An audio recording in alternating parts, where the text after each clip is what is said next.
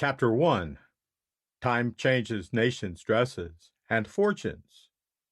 Men of Carthage, ever princes of Africa, ennobled by ancient memories, blessed with modern felicities, I rejoice that times are so prosperous with you that you have leisure to spend and pleasure to find in criticizing dress. These are the piping times of peace and plenty. Blessings rain from the empire and from the sky. Still, you too of old time wore your garments, your tunics, of another shape. And indeed they were in repute for the skill of the weft, and the harmony of the hue, and the due proportion of the size, in that they were neither prodigally long across the shins, nor immodestly scanty between the knees, nor niggardly to the arms, nor tight to the hands, but without being shadowed by even a girdle arranged to divide the folds.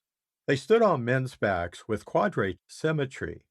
The garment of the mantle extrinsically, itself too quadrangular, thrown back on either shoulder, and meeting closely round the neck in the gripe of the buckle, used to repose on the shoulders. Its counterpart is now the priestly dress, sacred to Aesculapius, whom you now call your own. So, too, in your immediate vicinity, the sister state used to clothe her citizens, and wherever else in Africa attire has settled. But when the urn of worldly lots varied, and God favored the Romans, the sister state, indeed of her own choice, hastened to effect a change, in order that when Scipio put in at her ports, she might already beforehand have greeted him in the way of dress, precocious in her Romanizing. To you, however, after the benefit in which your injury resulted, as exempting you from the infinity of age, not deposing you from your height of eminence, after Gracchus and his foul omens, after Lepidus and his rough jests, after Pompeius and his triple altars, and Caesar and his long delays, when Statilius Taurus reared your ramparts, and Sentius Saturninus pronounced the solemn form of your inauguration, while Concord lends her aid, the gown is offered. Well, what a circuit has it taken!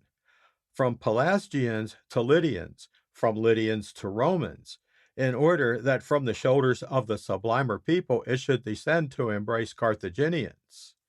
Henceforth, finding your tunic too long, you suspend it on a dividing cincture, and the redundancy of your now smooth toga you support by gathering it together fold upon fold.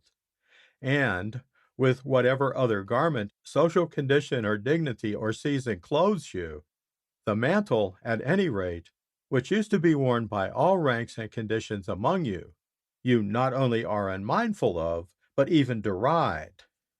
For my own part, I wonder not thereat, in the face of a more ancient evidence of your forgetfulness.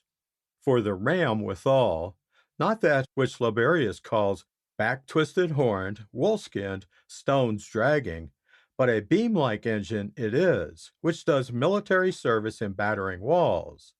Never before poised by any, the redoubted Carthage, keenest in pursuits of war, is said to have been the first of all to have equipped for the oscillatory work of pendulous impetus, modeling the power of her engine after the choleric fury of the head-avenging beast. When, however, their country's fortunes are at the last gasp, and the ram, now turned Roman, is doing his deeds of daring against the ramparts which erst were his own, forthwith the Carthaginians stood dumbfounded as at a novel and strange ingenuity.